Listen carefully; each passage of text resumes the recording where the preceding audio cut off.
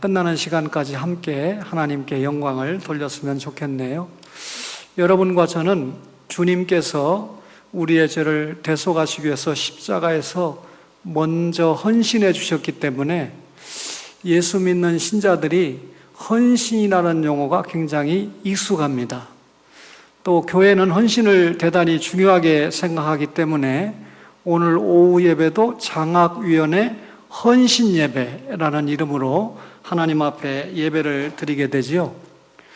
우리가 신구약 66권을 신앙과 행위의 유일무이한 법칙으로 삼고 있는데 성경 전체를 읽어봐도 헌신이라고 하는 말은 딱 4번 나옵니다. 신약 성경에는 헌신이라는 말이 한 번도 안 나오고요. 구약 성경에만 4번 나오는데 사실 희생이라고 하는 단어는 우리가 성경에서 많이 보게 되는데 히브리어로 제바흐라고 하는 희생이라는 말을 헌신으로 번역한 적이 한 번도 없습니다. 그러니까 성경적으로 헌신과 희생이라고 하는 말을 구별을 해서 사용하고 있는데 그러면 이 구약 성경에 4번 나오는 헌신이라는 말이 어디에 먼저 나오냐면 이것을 통해서 우리가 헌신의 의미를 먼저 알고 말씀을 들으면 좋겠지요. 헌신의 성경적인 의미는 첫 번째가 기꺼이 하라라고 하는 뜻입니다. 사사기 5장 2절과 사사기 5장 9절에 보면 즐거이 헌신하니라고 하는 말이 연속해서 4번밖에 안 나오는 헌신이라는 말이 사사기 5장 이 드보라 선지자가 가나안 왕 야빈과의 전쟁에서 승리를 감사하면서 부른 시에 2번 헌신이라고 하는 말이 나오거든요. 여러분이 잘 아시다시피 전쟁에 나갈 때는 목숨을 잃을 수 있다는 생각을 하고 전쟁에 나갈 수밖에 없습니다. 이런 전쟁에 나가면 목숨을 잃을 수 있는 그런 위기를 알면서도 기꺼이 전쟁터에 나갔다. 이게 헌신이라는 의미예요. 그래서 우리 성경에 즐거이라는 말이 들어가 있는데 헌신 앞에 즐거이 헌신했다. 목숨을 잃을 수도 있는데도 자원해서 기꺼이 나간 것을 강조하기 위해서 즐거이 헌신했다라고 하는 용어를 사용한 겁니다. 누가 시키지 않았어도 즐거이 자원해서 기꺼이 했다. 이게 헌신의 첫 번째 의미입니다. 두 번째 헌신의 의미는 부족함을 채우다라고 하는 의미로 사용됐는데요. 출애굽기 32장 29절에 보면 이 모세가 이르되 각 사람이 자기의 이름과 자기의 아들과 자기의 형제를 쳤으니 오늘 여호와께 헌신하게 되었느니라. 그가 오늘 너희에게 복을 내리시리라. 헌신이라는 말 다음에 하나님이 복을 주신다는 말이 연결돼서 나옵니다. 창세기 34장에 보면 디나의 강간 사건을 잘 아시죠? 그때 이 레위 지파 레위가 이 할례라고 하는 하나님의 성례를 이 세겜 족속들을 갖다가 이 죽이는데 살육의 도구로 사용을 했어요. 하나님이 기뻐하시는 일이 아니죠. 레위족이 레위 지파가 대단히 부족함을 보였다 그런 말입니다. 근데 이 모세가 십계명을 받으러 올라갔을 때 더디 내려오니까 안에서 아론을 중심으로 해서 금송아지 우상을 만들었잖아요. 그래서 하나님께서 너무 원치 않는 일을 이스라엘 백성이 행했기 때문에 다 진멸하고 모세를 통해서 새롭게 큰 나라를 세우시겠다고 했습니다. 그때 모세가 새로운 지도자가 되니까 기뻐할 수도 있지만 하나님, 아브라함과 우리 조상 이삭과 야곱에게 이 씨를 주시고 땅을 주신다고 약속했는데 큰 나라를 이루겠다고 약속했는데 무슨 말씀입니까? 라고 중재 기도를 한 결과 하나님께서 저들의 심판을 보류하시고 이 레위 지파가 헌신하게 했는데 자기 형제를 자기의 가족을 진멸하는데 레위 지파가 사용받았습니다. 과거에 부족했던 부분을 우상 숭배했던 동족들을 진멸하는 도구로 사용받게 되었다. 다시 말하면 부족함을 채우다. 이게 헌신의 뜻입니다. 우리가 부족함을 채우는 헌신을 했을 때 여호와 하나님께서 복을 주셨다라고 연결되는 부분이 출애굽기 32장에 나오는 헌신의 의미가 되겠습니다. 부족함을 채우다, 이게 헌신이죠.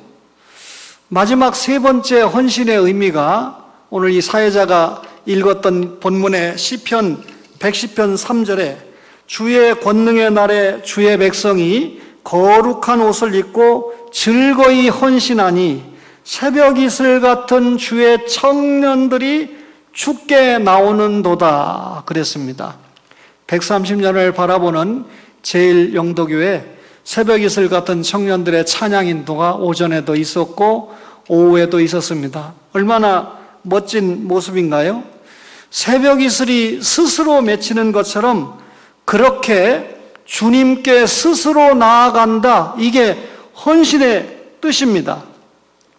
사사기 5장에서 전쟁에 나아가는 것을 의미했다면 시편 110편 3절에서는 주님께 나아가는 것을 즐거이 헌신했다 이렇게 표현했는데요. 여러분, 이것은 구별된 게 아닙니다. 오늘 이 멋진 표가 있는데요. 여러분, 우리가 예배를 드리고 세상에 나가서도 이 예배를 생활화로 옮기지 않습니까? 전쟁은 주님께 속했기 때문에 우리가 세상으로 나아가는 것과 주님께 나아가는 것을 양분해서 생각해서는 안 된다는 거죠. 오늘 오전과 오후에 주님 앞에 나와서 예배를 드리고 그 예배 때 받은 은혜의 힘을 가지고 세상에 나아가서 전투하면서 승리한다. 그런 의미가 되겠죠. 헌신은 스스로 주님께 나아감으로 메시아 예수 그리스도의 백성됨을 스스로 고백하는 것이 헌신입니다. 따라서 예배가 대단히 중요하죠. 그 예배가 교회 생활과 직장 생활과 사회 생활은 말할 것도 없고 가정 생활 가운데도 예배가 그 중심점에 있다 그 말입니다. 억지로 예배에 나오는 것이 아니고 스스로 참여하는 것이 헌신이다 그 말이죠. 오늘 설교하는 목사나 예배에 동참하는 이 제1영도 가족들이 스스로 우리가 부족함을 인정해야 되지요. 부족하지만 기꺼이 주님 앞에 나아가고자 하는 그 중심을, 그 마음을 하나님께서 보신다. 그 중심을 보시고 주님께서 축복으로 채워주신다 그 말이죠. 뿐만 아니라 우리가 예배에 기꺼이 참여해야 됩니다. 기꺼이 자원하는 마음으로 부족함을 채우면서 주님 앞에 나아가는 것이 참 헌신이다 그 말이죠. 주차장에 제 차를 대고 잠시 오전 예배 마치고 쉬는 시간을 좀 가졌습니다. 오후 예배 임하는 마지막 저의 준비 자세지요. 근데 차를 슬슬 빼서 나가는 분들이 몇 분 있더라고요. 야, 저분들은 오후 예배 참석하지 않겠구나. 제가 이 오후 예배에 앉아있는 여러분들이 참 헌신하고 있다라고 하는 생각을 하면서 말씀을 전하게 됩니다. 여러분, 제가 초원교에서 35년 목회하고 은퇴했는데요. 점심 드시면 오후 예배 꼭 참석하시고 오후 예배 참석을 불가피하게 못 들으시는 분은 교회에서 점심 잡숫고 가지 마세요. 그런데 서운한가요? 여러분, 앞으로 제1영도교회도 식당도 비좁고 한데 점심 드시는 분들은 꼭 이 육신적으로 배를 채우셨으니까 오후 예배도 영적으로 참석하셔서 온전하게 주일 지키면서 예배 드리시면 그 예배가 헌신의 중심점이 된다 하는 마음을 가슴에 새겼으면 좋겠습니다. 여러분, 헌신의 의미 세 가지죠. 기꺼이 한다, 부족함을 채운다, 그리고 주님께 나아간다. 이게 헌신의 의미인데 오늘 장학위원회 헌신 예배지만 사실 제1영도교회, 교회는 원칙적으로 건물이 아니고 구원받은 여러분들의 모임이 교회잖아요. 제1영도교회라고 이름을 붙였는데 이 제1영도교회 헌신이 뭘까요? 복음에 합당한 삶을 사는 것이죠. 그 삶이 말씀드린 대로 헌신으로 나타나야 되는데 이미 말씀드린 대로 부족함을 채우면서 주님께 기꺼이 나아가는 것이 헌신입니다. 지금 그렇게 기꺼이 주님 앞에 나아오셨는데 이 제1영도교회 헌신을 여러 가지 각도에서 말씀을 드릴 수 있지만 우리가 가장 기초적이고 기본적인 헌신이 무엇일까요? 주일 성수입니다. 여러분 오전 예배 때 십계명을 사회 보시는 목사님이 읽어주셨는데 이 사계명에 보면 안식일을 기억하여 거룩하게 지키라 그랬는데 십계명은 짝을 이루거든요. 사계명은 구계명이 짝입니다. 사계명은 안식일, 주일을 기억해서 거룩하게 지키라. 이게 구계명하고 어떤 짝을 이룰까요? 구계명은 뭡니까? 내 이웃에 대하여 거짓 증거하지 말아라 그랬는데 어떤 짝일까요? 목회하다가 집사님, 권사님 오늘 주일인데 왜 교회 와서 예배를 못 드리셨나요? 그러면 바로 회개에 들어가야 되는데 시동생이 결혼했어요. 동창회 갔다 왔어요. 뭐 한 번 오라고 하는데 어쩔 수 없어서요. 사업상 또 이런 여러 가지 이야기를 하는데 우리 주님은요. 주일날은 이렇게 오전과 오후에 와서 예배 드리는 것 외에는 어떤 말을 해도 다 거짓말이다 라는 겁니다. 그러면 주일의 참말은 뭡니까? 교회 와서 하나님 앞에 예배 드리면서 영광 돌리는 것이 참이다. 조금 이해를 도두기 위해서 5계명은 10계명이 짝이잖아요. 내 부모를 공경하라. 그러면 땅에서 잘 되고 장수하리라. 부모를 공경하지 않으면 땅에서 잘 될 일이 없고 장수를 못하니까 10계명에 보면 짝을 이루죠. 이웃의 것을 탐하려고 하는 그런 이 아픔에 빠진다. 짝을 이루거든요. 서울에 송파에 제1교회가 있는데 그 교회 여러분 임성실 장로님이라고 하는 분이 계신데 우리나라 유기농 사업에 최초 시작하신 분입니다. 그 아들이 신앙생활을 하면서 미국에서 유학 공부를 하고 수학의 천재이기 때문에 또 이 대전에 있는 우리 카이스트에서 교수로 청빙을 했는데 그 교수로 청빙을 안 받아도 서로 들어가려고 하거든요. 그런데 이 아들이 이 청빙을 거절을 하고 자기 아버지 회사에 들어가기를 원했습니다. 그래 아버지도 그렇고 교회 목사님도 그렇고 그렇게 공부를 했는데 왜 이 좋은 길이 열렸는데 그 아버지 회사에 들어가려고 하느냐 그러니까 단 하나 카이스트에 들어가면 이 자기 연구 과정 때문에 주의를 못 지키는 경우가 너무 많습니다. 그런데 아버지 회사에 들어가면 아버지의 신앙으로 볼 때 제가 거기서 직원 노릇을 하면 절대로 주의를 지키는데 어려움이 없는 것을 알기 때문에 아버지 회사를 택했는데 지금도 그 작은 회사 같지만 교회에 상당한 재정적인 부담을 하고 11조도 몇 천만 원 하는 그런 회사를 이 아버지와 아들이 경영하고 있습니다. 주일 성수가 그만큼 중요했다라고 하는 것을 이 아들이 보여준 것이죠. 여러분 제1영도교회의 헌신의 두 번째 한 가지 더 말씀드리면 여러분 온전한 11조 생활이라고 말씀드릴 수 있는데 구약 성경에 우리가 11조 그러면 말라기 3장 10절만 생각하는데요. 구약 성경의 11조에 대해서 언급한 구절이 정확하게 29개 구절이 됩니다. 아브라함이 멜기세덱을 만났을 때 11조를 드리겠다고 그랬고 야곱이 베델로 무사히 돌아오면 하나님 앞에 11조를 드리겠다고 서원했고 모세가 십계명으로 이 율법을 받기 이전에 이미 11조를 드리겠다고 약속을 했던 겁니다. 아모스서 4장 4절에도 너희 11조를 드리며 이게 29개 구절에 11조에 대해서 언급을 하는데 신약 성경에는 딱 한 구절이죠. 예수님이 11조를 인정한 구절이 마태복음 23장 23절에 박하와 해양과 근체의 11조를 드리라 그랬는데 여러분 구약 성경에는 이렇게 많이 강조했는데 신약 성경에는 왜 한 구절밖에 없을까요? 11조는 율법이니까 안 해도 된다? 전혀 성경을 잘못 알고 하는 말이죠. 어렸을 때 이 아이에게 학교 갈 때 얘야 신호등 건널 때마다 조심해라 이렇게 말을 하고 교육을 합니다. 근데 이 아이가 고등학생이나 대학생쯤 되면 파란불일 때 신호등 건너라고 지도하는 부모님은 거의 없어요.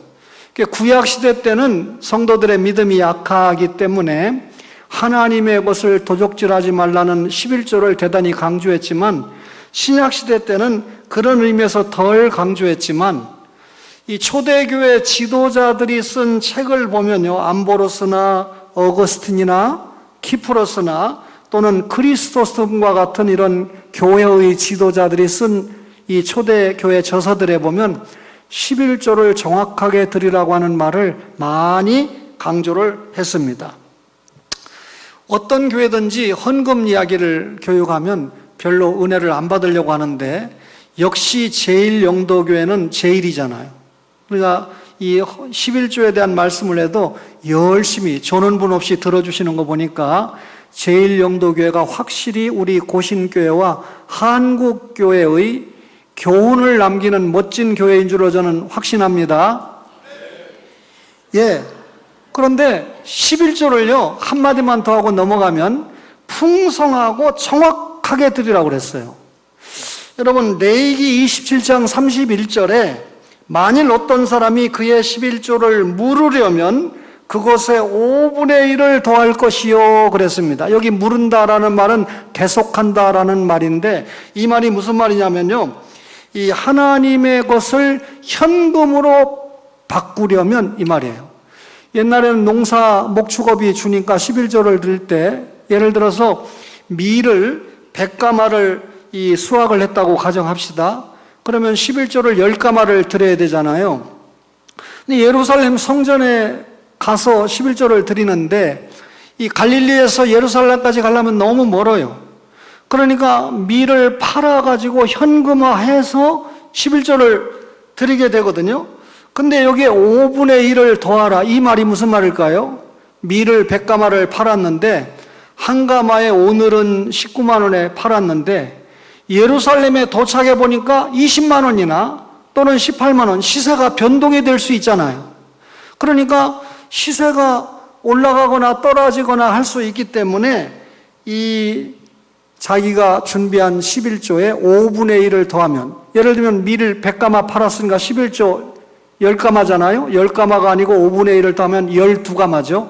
12가마에 해당되는 11조를 하나님 앞에 드리면 시세가 올라가거든 내려가든 관계없이 정확하고 풍성하게 11조를 드릴 수 있다. 이게 레위기 27장 31절의 명령입니다. 한마디로 말하면 11조를 철저하고 풍성하게 드리라. 예를 들면 15만 3,200원 이게 아니고 15만 3,200원 그러면 16만 원 드려라, 이런 말씀이죠. 또 한 구절, 레위기 27장 32절에 모든 소나 양의 11조는 목자의 지팡이 아래로 통과하는 것에 10번째의 것마다 여호와의 성물이 되리라 그랬습니다. 이 소나 양을 11조를 드릴 때 이 목자가 지팡이를 가지고 통과를 하는 겁니다. 한 마리, 두 마리, 세 마리. 10번째 통과하는 소나 양이 11조로 드려라. 10번째 것입니다. 그런데 이 믿음 좋은 한 성도가 11조를 드리려고 보는데 10번째 통과하는 양이 대단히 빈약하고 부실해요. 이런 양을 내가 하나님 앞에 11조를 드리면 되겠나 싶어가지고 튼튼한 양으로 바꿔서 드렸습니다. 그러면 누가 봐도 야, 저 사람은 믿음이 대단한 사람이다 이렇게 볼 수 있지만, 하나님이 절대로 그렇게 하지 말라는 겁니다. 10번째가 부실하면 부실하더라도 그걸 그대로 드려라. 왜 하나님께서 그렇게 명령을 했을까요? 하나님은 불변하시는 성품을 가지고 계시기 때문에 절대 변하지 않지만, 사람의 마음은 자기 기분에 따라서 상당히 변해요. 지금은 믿음이 있으니까 부실한 걸 바꿔서 틈실한 걸로 드리려고 하지만, 자기의 믿음이 떨어지면 틈실한 10번째가 통과할 때 아이고 이게 어떻게 걸린 건데 아깝다 싶어서 아주 부실한 것으로 바꿔치기 할 가능성이 사람에게 언제나 있다는 거죠. 그래서 하나님께서 절대로 바꿔치지 하지 말고 10번째 그것을 정확하게 하나님 앞에 드려라. 이 레위기 규정은 뭘까요? 11조를 정확하게 드려야 된다. 조금 전에 설명한 건 뭘까요? 11조를 풍성하게 드려야 된다. 하나님 앞에 제1영도 교회 가족들의 헌신, 기본이 주일을 성수하는 겁니다. 그리고 11조를 철저하게 풍성하게 드리는 것이죠. 이 제1영도교회 장학위원회 헌신 예배니까 오늘 또 마지막으로는 제1영도교회 장학위원회 헌신에 관한 말씀을 또 여러분에게 드려야 되겠죠. 여호수아 7장 1절에 보니까 이스라엘 자손들이 온전히 바친 물건으로 말미암아 범죄하였으니 이는 유다 지파 세라의 증손 삽디의 손자 갈미의 아들 아간이 온전히 바친 물건을 가졌습니다. 여호와께서 이스라엘 자손들에게 진노하시니라 그랬는데 그 엄청난 여리고가 하나님의 말씀에 순종하니까 무너졌잖아요. 그런데 아주 형편없는 별 볼 일 없는 아이성은 전혀 이 이스라엘이 정복을 못하고 쩔쩔매는 겁니다. 원인을 조사해 보니까 아간 한 사람의 범죄 때문에 그랬어요. 하나님이 손대지 말라고 한 물건을 취한 거 아닙니까? 근데 아간이 잘못했다고 그러는데 족보가 나와요. 유다 지파 세라의 증손 삽디의 손자 갈비의 아들 아간이 범죄했다. 왜 아간이 범죄했는데 아버지, 할아버지, 증조 할아버지, 지파까지 그 족보, 가계를 들추어냈을까요? 아간이 이런 범죄를 한 것은 그 아버지가, 할아버지가, 증조 할아버지가, 지파가 말씀 교육을 똑바로 못 시킨 결과다. 신앙의 계승을 제대로 하지 못한 것이다. 그래서 그 조상들의 신앙 교육의 부재를 꼬집은 겁니다. 바꿔 말하면 아간에게 하나님의 말씀을 정확하게 교육하고 신앙으로 양육을 했어야 되는데 그 가문에서 실패했다 그 말이죠. 아간은 당연히 조상들에게 받은 말씀에 순종했어야 됐는데 아간은 불순종했고 하나님께서는 이것을 조상들의 말씀 교육 부재가 이런 현상을 만들어냈다라고 그렇게 말씀한 것이죠. 제1영도교회 장학위원회의 존재는 미래 세대들에게 하나님의 말씀으로 교육을 해서 말하자면 신앙교육을 잘해서 하나님 나라에 쓸만한 제목들을 양성하는 비전을 가지고 오랜 전에 장학위원회를 설립을 했습니다. 제가 2000년도부터 부산에 오가면서 공부도 좀 하고 역사 공부도 하고 그리고 고신대학에서 강의를 하게 됐는데요. 2000년도에 저에게 역사를 가르쳤던 이상교 교수님께서 제1영도교회 100년사, 아마 책이 나온 지 한 4년쯤 지난 후겠죠. 저에게 그 책을 전해주시면서 그때는 제가 전혀 제1영도교회 그러면 제가 서건태 목사님 정도는 조남을 기억하지만 전혀 알지 못했는데 김용섭 장로님과 이종만 장로님이 수고를 많이 하신 책이다 하면서 설명하면서 책을 주셨어요.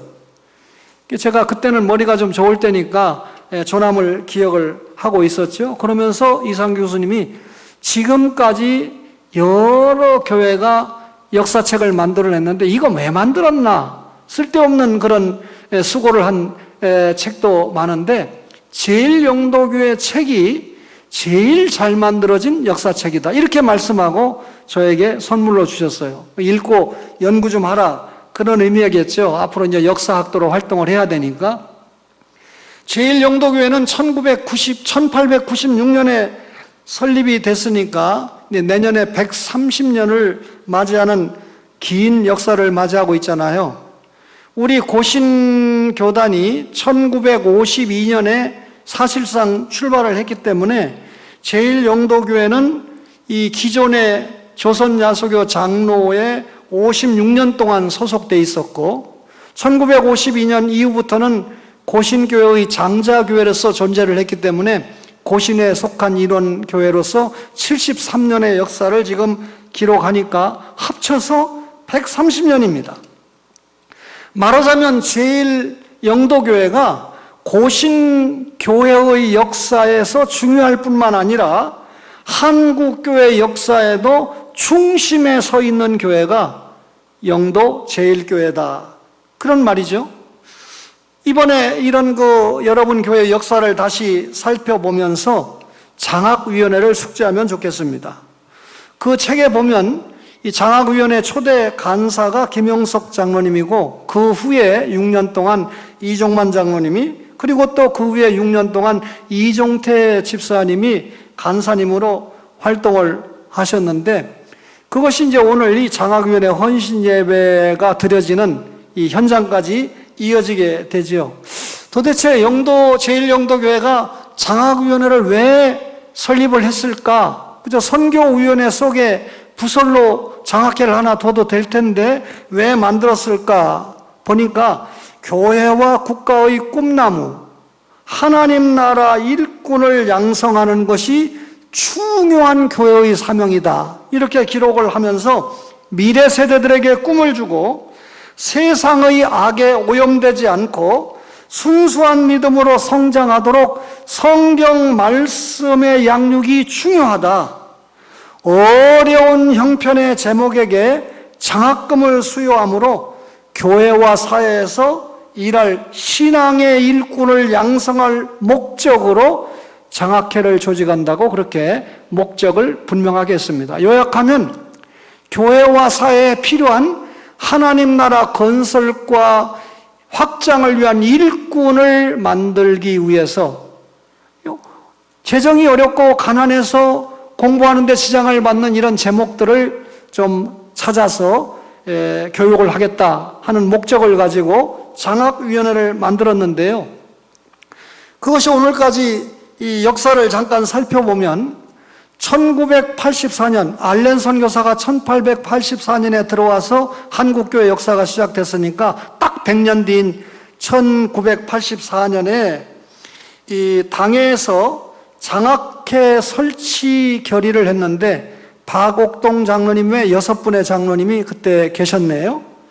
그리고 기초위원으로 장학회 초안을 작성해라 결의를 했는데, 불과 몇 달 뒤인 12월 달에 공동의회에서 매월 장학기금을 10만 원을 적립한다. 1984년 얘기입니다. 그리고 85년에는 20만 원씩 적립한다. 100%를 인상을 하는 결의를 했어요. 86년 3월 달에는 14조와 부칙을 만들어서 장학 규정을 만들었습니다. 예를 들면 제가 그 규정은 못 봤지만 다른 교회를 참고해 보면 술, 담배를 하는 아이에게는 장학금을 주지 않는다, 이런 규정이겠죠. 그리고 4월 달에는 장학회 운영부를 만들었고 1986년 5월 달에 비로소 처음으로 장학위원회 발족 예배, 오늘 장학위원회 헌신 예배의 첫 예배가 장학위원회 발족 예배로 출발을 해서 제1영도교회 내에 장학회가 탄생을 하게 됐습니다. 그 장학회가 탄생이 됐을 때 헌신자가 있거든요. 초기 미랄자들이 반드시 나타나게 돼 있거든요. 여러분들이 기억하시는지 모르겠습니다만 임종주 장로님이라고 하는 분이 생명보험을 탔는데 이 생명보험료가 237만 5,500원이니까 이 돈을 전액 이 장학회에 기부를 해서 미랄이 됐는데, 1984년에는요 제가 서건태 목사님이 심호하던 경양교회에서 교육전도사 하면서 4만 원 사례 받을 때입니다. 그리고 4만 원 사례니까 60개월에 해당되는 생명보험료를 장학금으로 내놨다. 그러면 여러분이 대략 수치를 알겠죠?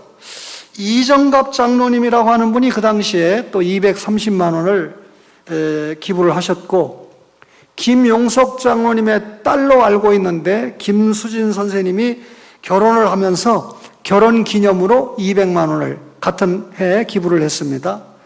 그리고 김용섭 장로님이 아마 고신대학에서 사역을 하신 걸로 알고 있는데 정년 퇴임 기념으로 300만 원을 또 기부를 하셔서 이런 저런 미랄들이 있어서, 헌신자들이 있어서 장학위원회가 이렇게 기금을 가지고 출발을 했습니다. 오늘도 장학금을 이렇게 학생들에게 나누어 주고 용기를 주잖아요. 제가 오늘 이 여러분 교회보를 받아보니까 제1영도교회 6면에 보니까 11조부터 시작해서 SFC줄까지 여러분들이 헌금을 드린 명단이 딱 이렇게 공개가 됐는데 참 열심히 많다, 열심히 특심이다, 대단하다, 감사하다 그런 생각을 했습니다. 이런 미랄들의 신앙 정신이 잘 계승이 되고 있다라는 생각을 하게 된 거죠. 그런데 이 제1영도교회 장학회를 통해서 초창기에 수혜를 받은 내역도 백년사에 나와 있던데요. 1986년에 이 설립이 되고 감사예배를 드리면서 중고대학생 10명에게 95만 원, 그때 제가 그 이전에 4만 원 정도 받을 때니까 한 달 사례가 적지 않은 장학금을 나누어 주기 시작했죠.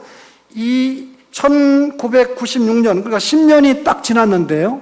장학회가 만들어지고 10년이 지났는데 1235만 원을 장학금으로 지급을 했으니까 굉장히 많이 발전이 됐어요. 그 이듬해인 1997년에는 1학기에만 24명에게 895만 원이니까 2학기까지 아니면 전년도보다도 훨씬 더 많은 장학 혜택을 이렇게 부여를 했다라고 하는 것을 알 수가 있죠.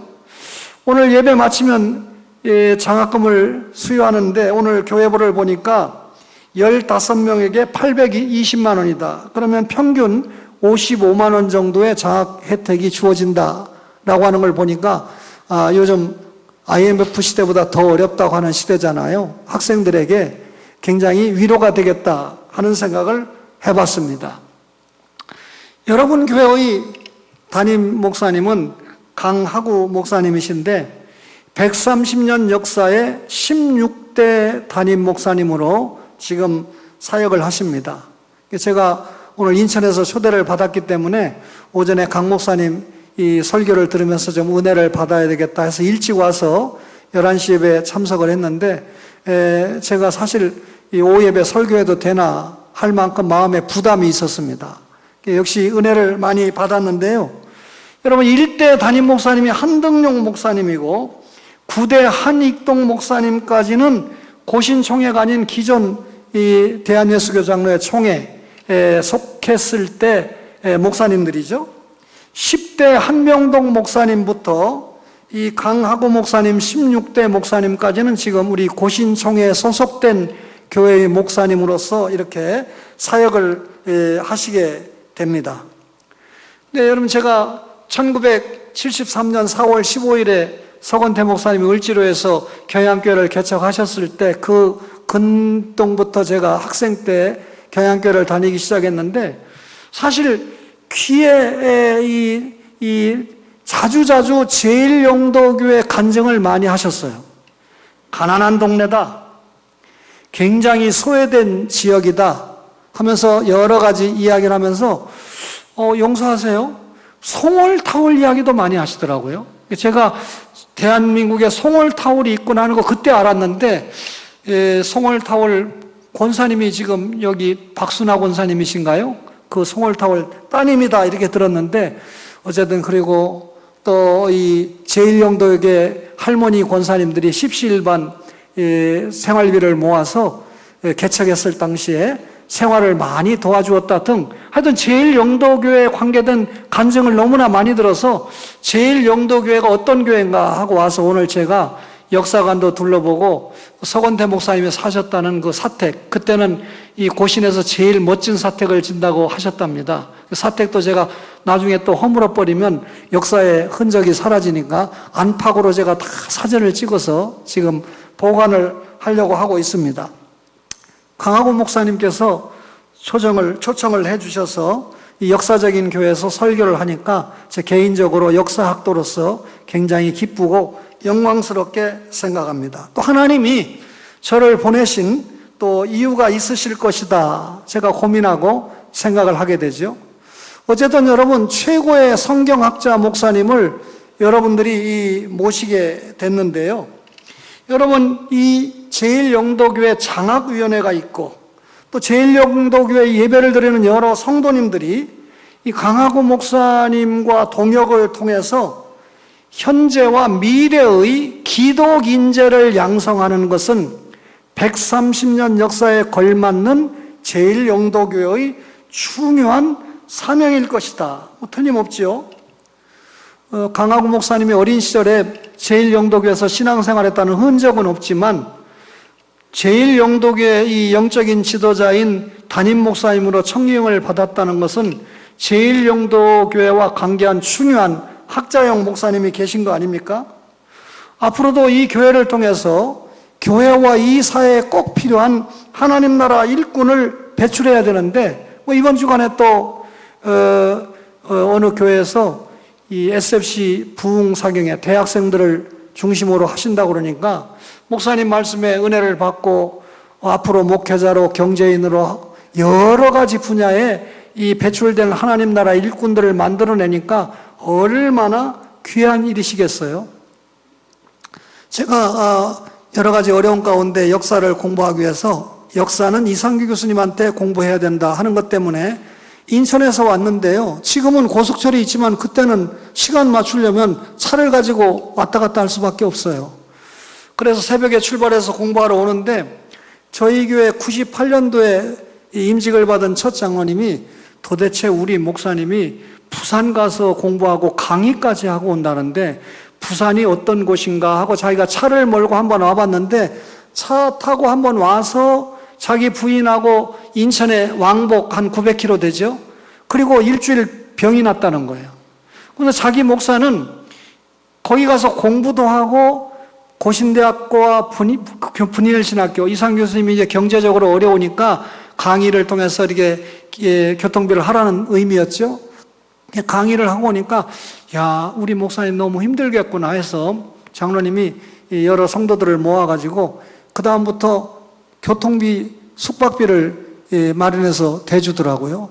그러니까 제가 경제적인 별로 어려움이 없이 와서 공부도 하고 강의도 하다 보니까 학교에서도 강사료 받는 것은 학생들에게 장학금을 주었는데 그 후배들이 목사가 되고 또 결혼도 하고 하다 보니까 제가 또 활동하는데 또 선교에 이렇게 도움도 주고 하는 그런 경우가 있습니다. 장학위원회 헌신예배니까 잠깐 말씀을 드린 건데 이 강 목사님이 학자형 목사님이니까 이런 그 후학들을 길러내는데 굉장히 중요한 역할을 하시잖아요. 제 아들도 목사인데 강 목사님에게 신대원에서 공부를 하고 또 설교를 듣고 하면서 정말 아빠 좋은 교회 가는 겁니다.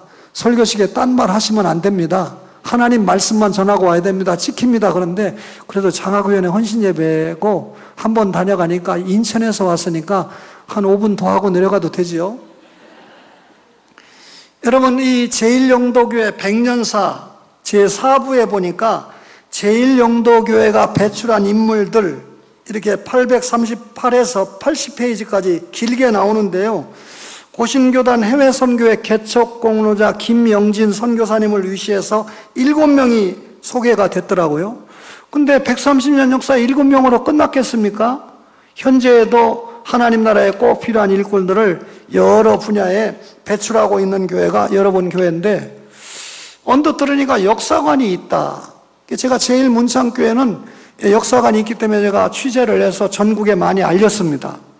근데 제일 문창교회보다 역사가 더 긴 이 제일 영도교회 역사에 대해서는 제가 역사책 한 권 달랑 받고 있어서 잘 몰랐는데 오늘 와보니까 당회록도 다 보관이 되어 있고 놀라운 사실을 제가 발견하게 됐습니다. 그래서 이 130주년을 맞이해서 귀한 학자 목사님을 모셨는데 이 제1영도교회 자체로 끝나면 하나님이 130년이나 됐는데 130살 먹은 값을 해야 되는데 되겠나?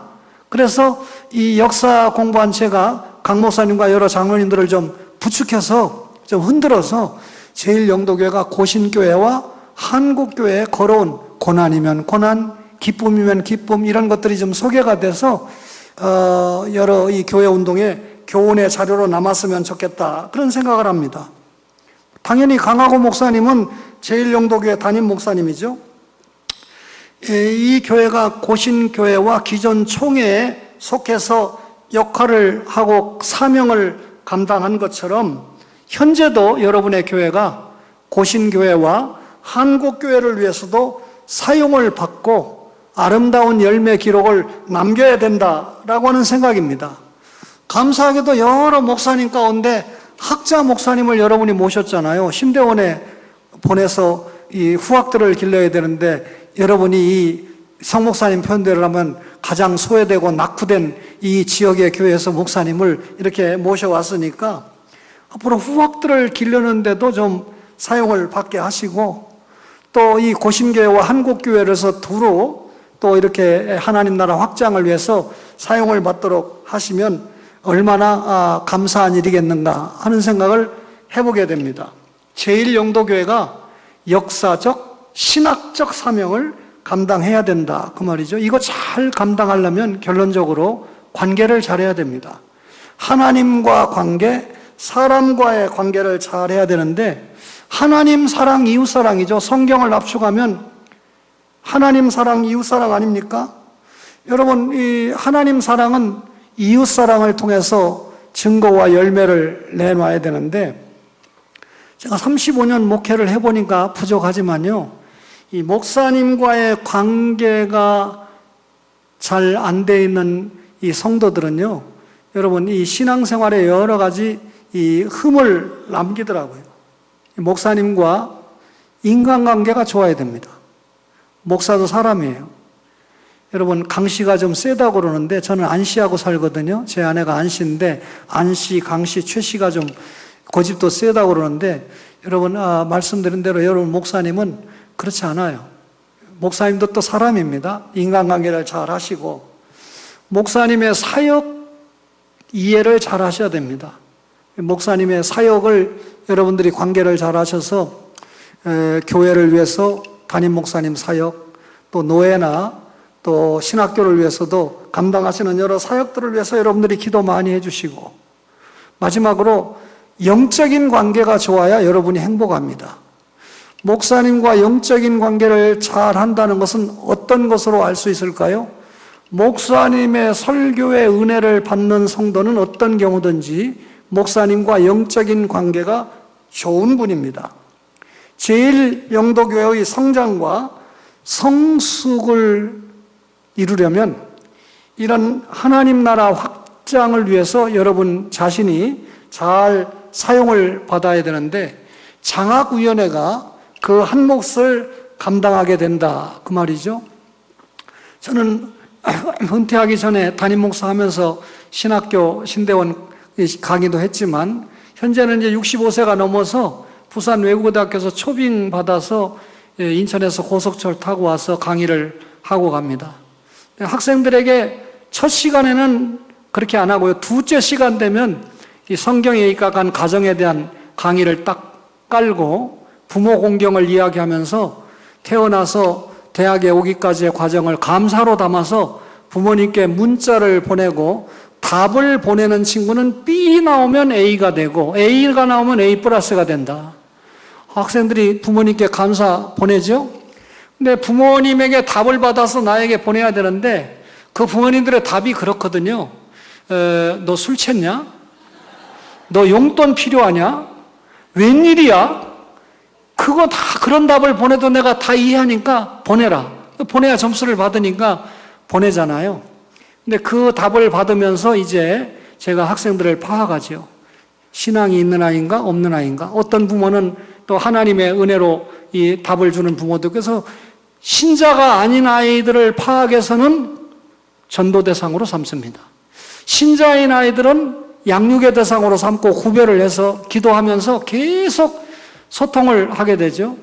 여러분 같은 거 하시면 대학생들이 학점 잘 받아야 되잖아요. 요즘 전도하기 얼마나 어렵습니까? 하나님이 참 저에게 큰 복을 내리셨다고 생각하는데요. 왔다 갔다 이 교통비 쓰고 쓰고 나면 남는 것도 없지만 물질적인 게 아니고요. 아이들에게 전도한다는 게 너무 행복한 거예요. 그런데 얘네들이 학점을 잘 받기 위해서 강의를 열심히 들을 수밖에 없잖아요. 그의 아브라함 언약이 어떻고 노아 언약이 어떻고 정신없는 이야기를 불신자들이 듣는 겁니다. 믿음은 들음에서, 들음은 그리스도의 말씀으로. 학기가 지나가기 시작하면 중간고사증 끝나면 대화하자는 아이 해서 등등 이복수 목사님이 부산 외고대학교 대학교의 담임 목사님인데 제가 전도를 제일 잘하는 교수로 알려져 있습니다. 학생들을 그런 식으로 카톡을 누가 만들었는지 모르지만 제가 전도 잘하고 양육 잘하고 만들어준 것 같아요. 학생들하고 그렇게 해서 지금 사역을 감당하고 있는데 혹시라도 이 영도 지역에서 오는 학생이 있다면 당연히 제가 이제는 제일영도교회를 소개할 수 있겠지요. 사랑하는 우리 제일영도 가족 여러분, 헌신이 뭡니까? 기꺼이 하는 겁니다. 자원해서. 자기 부족함을 채우는 것이 헌신입니다. 그리고 결과적으로 주님 앞에 나아가서 주님께 영광을 돌리는 것이 헌신입니다. 130주년을 맞이하는 제일영도교회가 오늘 장학위원회 헌신예배지만 확장해서 제일영도교회 온 성도들이 16대 담임 목사님으로 모신 강하구 목사님과 함께 장로님들과 함께 지나간 날 어려움이 있었습니까? 이제 다 교훈으로 받고 이 어려운 한국교회가 지금 공멸하는 어려운 시기에 여러분 구령과 양육에 전진하면서 제일영도교회를 통해서 고신교회가 시원함을 얻고 한국교회가 행복한 열매를 맛볼 수 있도록 제일영도교회가 계속해서 하나님 나라 확장에 멋지게 사용받는 복된 교회, 복된 목사님과 당회가 되시기를 주님의 이름으로 간절히 바랍니다.